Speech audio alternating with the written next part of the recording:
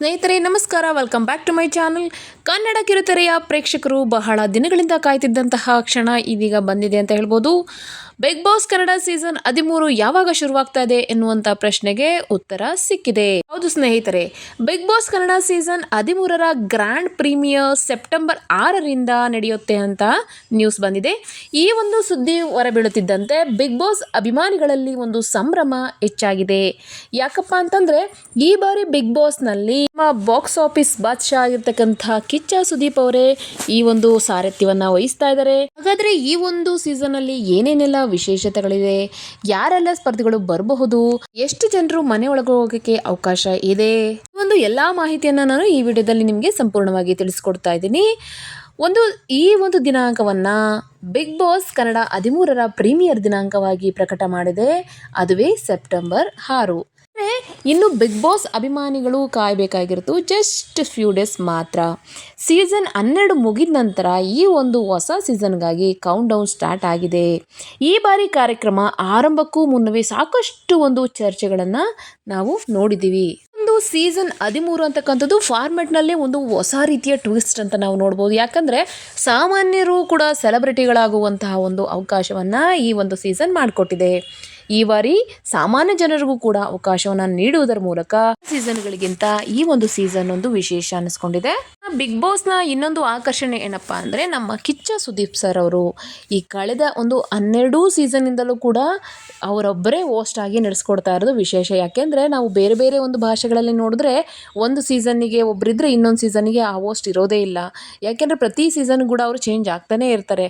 ಆದರೆ ಸತತವಾಗಿ 12 ಸೀಸನ್ನ ಕಂಪ್ಲೀಟಾಗಿ ಇವರೊಬ್ಬರೇ ಹೋಸ್ಟ್ ಮಾಡಿರೋದು ಅಂದರೆ ಅದು ನಮ್ಮ ಕನ್ನಡದಲ್ಲಿ ಮಾತ್ರ, ಅದು ಕೂಡ ನಮ್ಮ ಕಿಚ್ಚ ಸುದೀಪ್ ಸರ್ ಅವರು. ಯಾಕೆಂದರೆ ಅವರು ಆಡುವಂಥ ಮಾತುಗಳು ನಾವು ಗಮನಿಸಿರ್ಬೋದು.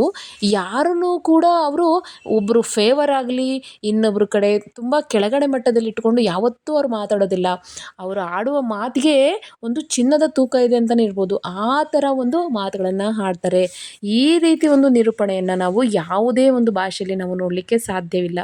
ಆ ರೀತಿಯ ಒಂದು ಹೋಸ್ಟನ್ನು ನಮ್ಮ ಕಿಚ್ಚ ಸುದೀಪ್ ಸರ್ ಅವರು ಮಾಡ್ತಾರೆ. ಇದರಲ್ಲಿ ಯಾವುದೇ ರೀತಿಯಾಗಿರ್ತಕ್ಕಂಥ ಡೌಟೇ ಇಲ್ಲ. ಈ ಸರಿ ಕೂಡ ಅಷ್ಟೇ ನಮ್ಮ ಕಿಚ್ಚ ಸುದೀಪ್ ಸರ್ ಅವರು ಪ್ರತಿ ವೀಕೆಂಡ್ನಲ್ಲಿ ಬಂದು ಅಂದರೆ ಸ್ಪರ್ಧಿಗಳು ಆಟ ಆಡೋದ್ರ ಬಗ್ಗೆ ಆಗಲಿ, ಅವ್ರು ಆಡಿರೋ ಮಾತುಗಳ ಬಗ್ಗೆ ಆಗಲಿ, ಅವರು ಎಲ್ಲಿ ವೀಕ್ ಇದ್ದಾರೆ, ಅವರು ಎಲ್ಲಿ ಸ್ಟ್ರಾಂಗ್ ಆಗಬೇಕು, ಪ್ರತಿಯೊಂದೂ ಕೂಡ ಪ್ರತಿಯೊಬ್ಬ ಕಂಟೆಸ್ಟೆಂಟ್ಗಳು ಕೂಡ ಇವರು ತಮ್ಮ ಒಂದು ಅನಿಸಿಕೆಗಳನ್ನು ಹೇಳುವುದರ ಮೂಲಕ ಆ ಒಂದು ಸ್ಪರ್ಧೆಗೆ ಒಂದು ಹುರುಪನ್ನು, ಒಂದು ಜೋಶನ್ನ ಬರೋ ಥರ ಇವರು ಮಾಡೋದ್ರಲ್ಲಿ ಯಶಸ್ವಿ ಆಗ್ತಾ ಇದ್ದಾರೆ. ಪ್ರತಿ ಸೀಸನಲ್ಲೂ ಕೂಡ ಇವರು ತಮ್ಮದೇ ಆಗಿರ್ತಕ್ಕಂಥ ಒಂದು ಸ್ಟೈಲ್ನಲ್ಲಿ ನಡೆಸ್ಕೊಡೋದು ಒಂದು ವಿಶೇಷ ಅಂತ ಹೇಳ್ಬೋದು.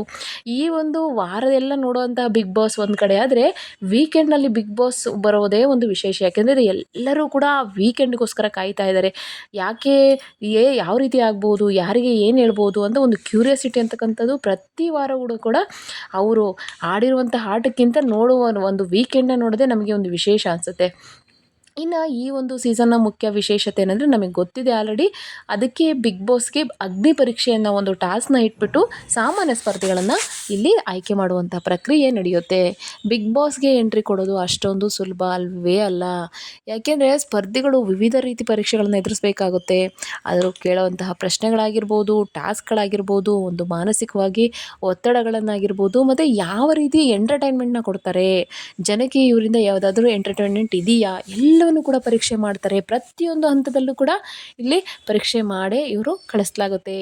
ಈ ಒಂದು ಪ್ರಕ್ರಿಯೆ ಮೂಲಕ ಯಾರು ನಿಜವಾಗೂ ಬಿಗ್ ಬಾಸ್ ಮನೆಯ ಆಟಕ್ಕೆ ಸೂಕ್ತ ಅಂತ ಅವರು ಆಯ್ಕೆನ ಮಾಡ್ತಾರೆ. ಈಗಾಗಲೇ ಅಗ್ನಿ ಪರೀಕ್ಷೆಯಲ್ಲಿ ನಾವು ಕೆಲವೊಂದು ಎಪಿಸೋಡ್ಗಳನ್ನು ನೋಡಿದ್ವಿ.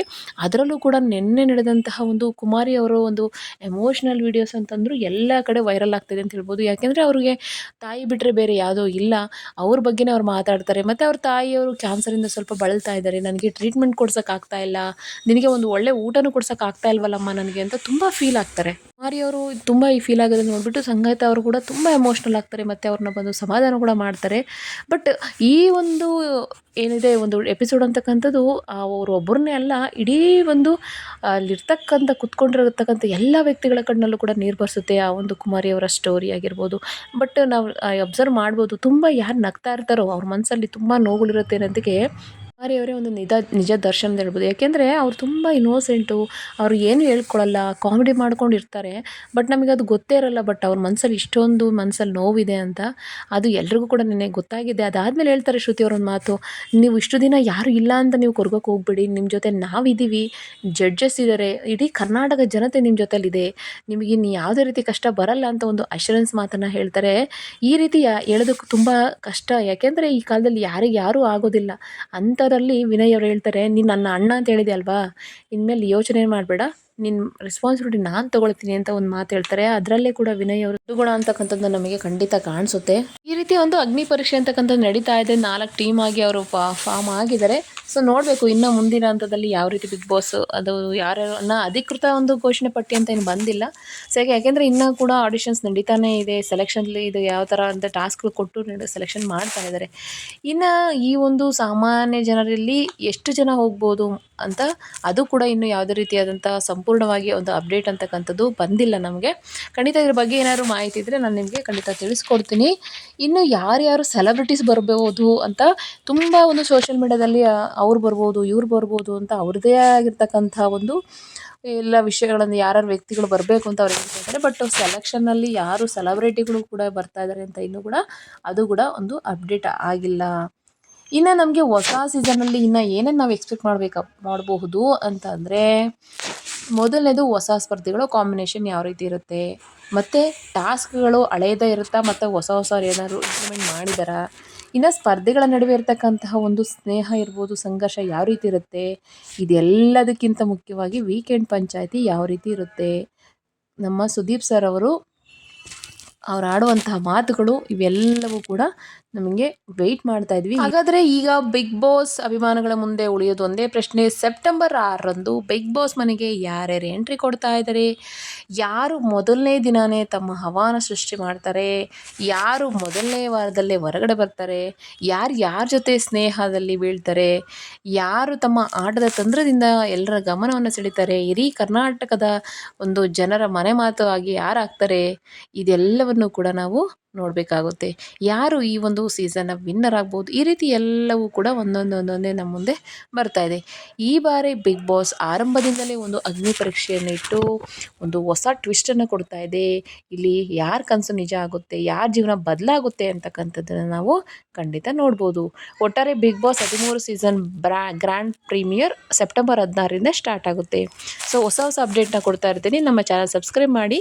Thank you for watching. Take care. Bye bye.